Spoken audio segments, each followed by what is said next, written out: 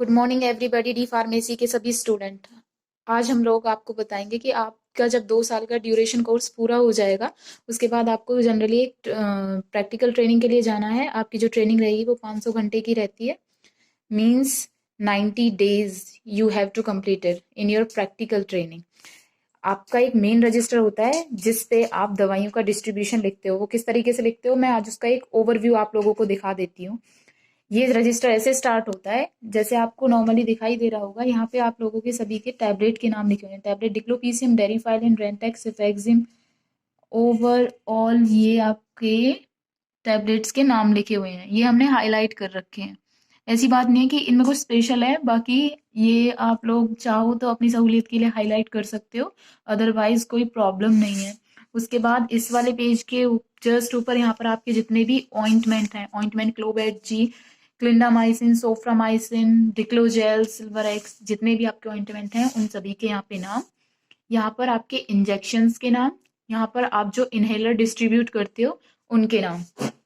उसके बाद आता है ये पेज जहाँ पे ऊपर आपके सभी के टैबलेट के नाम लिखे हुए हैं और यहाँ पे नीचे सभी सिरप्स के नाम लिखे हुए हैं। आपको दिखाई भी दे रहा होगा, syrup iron, syrup cefixime, syrup cefadroxil, salbutamol, Alkasol, ये सभी सिरप्स के नाम लिखे हुए हैं। एक तरीके से दिखाना चाहती हूँ मैं आप लोगों को कि किस तरीके से सीक्वेंस में दवाइयों को लिख के आप डिस्ट्रीब्यूशन आप कर सकते हो।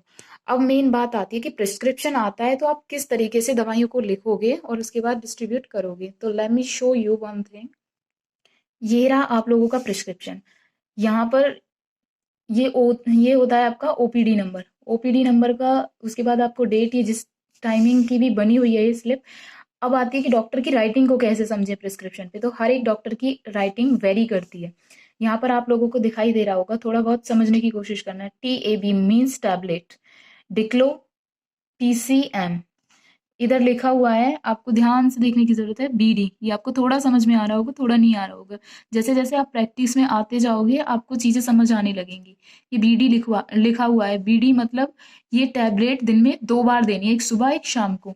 उसके बाद आपको ये दिखाई दे रहा होगा सेकंड, दैट इज रेंटैक। उसके बाद विटामिन D।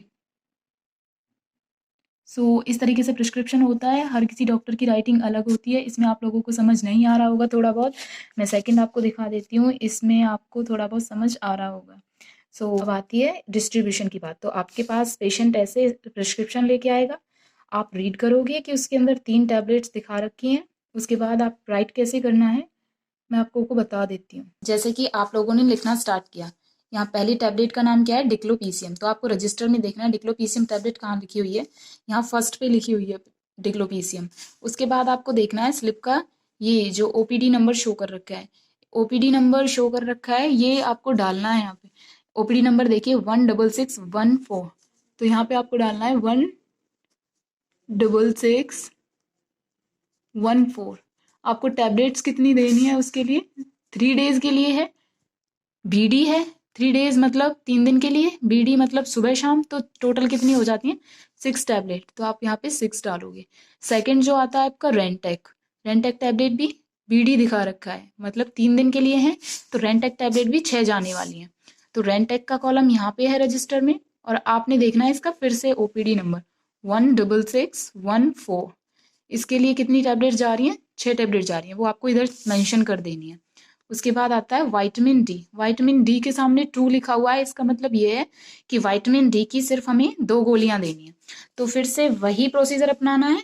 पूरे रजिस्टर में ये देखना है कि विटामिन D कहाँ पे लिखा हुआ है, यहाँ पे लिखा हुआ है। उसके बाद स्लिप का OPD नंबर क्या है, 16614। और टैबलेट्स आप कितनी दे रहे हो, 2 टैबलेट दे रहे हो। यहाँ पे आप लोगों को ऐसे मेंशन कर देना है। इस तरीके से आपका दवाइयों का डिस्ट्रीब्यूशन होगा। ऐसे ही प्रिस्क्रिप्शन आपके पास आएंगे, ठीक इसी प्रोसीजर से। इसमें ये टैबलेट्स लिखी हुई हैं, किसी और में कुछ अलग टैबलेट्स लिखी हुई होंगी। तो आपको यहाँ से टैबलेट, ऑइंटमेंट, इनहेलर, इंजेक्शन, जो भी आपकी सिरप वगैरह हैं, इस तरीके से आपको OPD नंबर डाल के उनका डिस्ट्रीब्यूशन करना है। और आपको डोज कैसे तय करनी है तो वो यहाँ पे जो डॉक्टर हैं वो मेंशन करके भेजते हैं। जैसे इसमें BD लिखा हुआ है तो आप पेशेंट को समझाओगे कि ये टैबलेट आपको सुबह शाम खानी है, खाना खाने के बाद। ठीक, आपका जब यही प्रोसीजर चलता हुआ जाएगा तो ये पेज सुबह से लेके शाम तक आपका ऐसा दिखाई देने लगेगा, क्योंकि दवाइयों का होल डिस्ट्रीब्यूशन ऑलरेडी हो चुका है। लास्ट में हम क्या करते हैं, इन सबको ऐड ऑन करते हैं। ऐड करने के बाद हमारा जो मेन रजिस्टर होता है उसमें हम चढ़ा देते हैं कि हमारे पास टोटल कितनी टैबलेट्स थी और हमसे कितनी टैबलेट खर्च हो चुकी हैं और अभी हमारे पास कितनी टैबलेट बाकी हैं। मैं नेक्स्ट वीडियो में आप लोगों को एक्सप्लेन करने की कोशिश करूंगी कि प्रिस्क्रिप्शन क्या होता है, प्रिस्क्रिप्शन के पार्ट क्या होते हैं, और आप प्रैक्टिकली प्रिस्क्रिप्शन को देखोगे तो आपको लर्न करने में भी आसानी होगी। इवन ये 5 मार्क्स का क्वेश्चन कंसिस्ट होता है डी फार्मेसी सेकेंड ईयर वाले बच्चों के लिए, तो आपके लिए काफ़ी हेल्पफुल होने वाला है। तब तक के लिए ये तो था जनरली आपका जो नॉर्मल ओपीडी पेशेंट्स होते हैं उनको दवाइयाँ कैसे डिस्ट्रीब्यूट करोगे। मान लीजिए कोई बंदा आपके पास डायबिटीज़ मलाइटिस वाला केस आ जाता है या हाइपरटेंशन वाला केस आ जाता है, तो उस टाइम आप कैसे दवाइयों का डिस्ट्रीब्यूशन करोगे। तो फर्स्टली एक रजिस्टर होता है जिसके अंदर डायबिटीज़, हाइपरटेंशन, रेबीज़, इन सब की इंफॉर्मेशन होती है।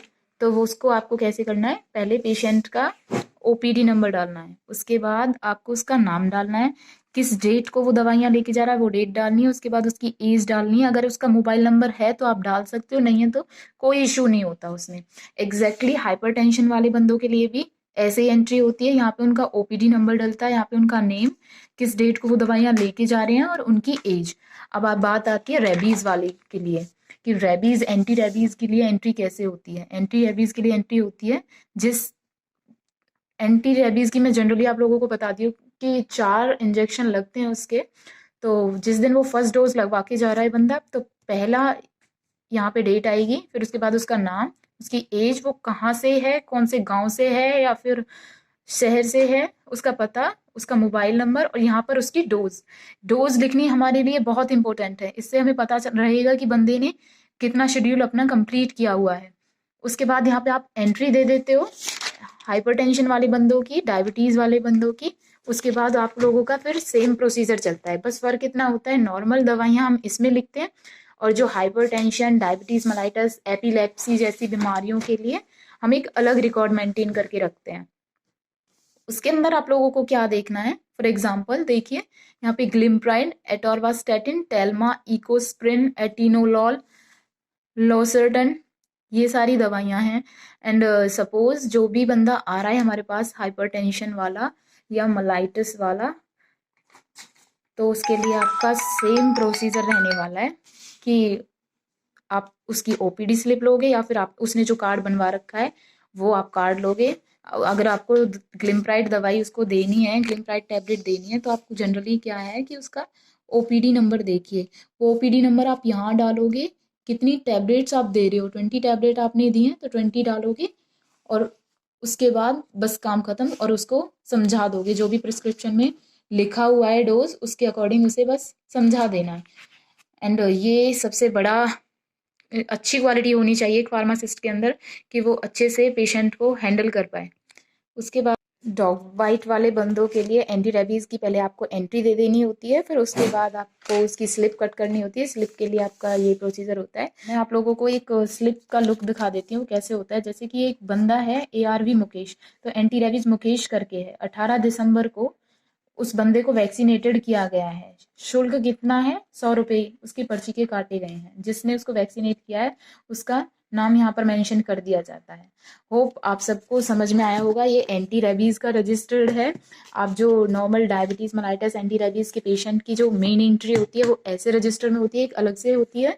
और जो आपके hypertension, epilepsy and diabetes mellitus वाले एबनॉर्मल केसेस जो आपके पास आते हैं उसके लिए आप एक अलग रिकॉर्ड मेंटेन करके रखते हो। एंड जो ये आपका मेन रजिस्टर होता है ये आपका उसके लिए होता है जो नॉर्मल ओपीडी, जिनको खांसी, जुकाम, बुखार, typhoid, malaria, something like this, ये जो बीमारियां हैं नॉर्मल उनके लिए आप ये मेन रजिस्टर कंसिस्ट करते हो। एंड किस तरीके से आपको दवाइयों का डिस्ट्रीब्यूशन करना है, कैसे हम यहाँ पे ओपीडी नंबर डाल के डिस्ट्रीब्यूशन करते हैं दवाइयों का, होप आप लोगों को समझ में आ गया होगा।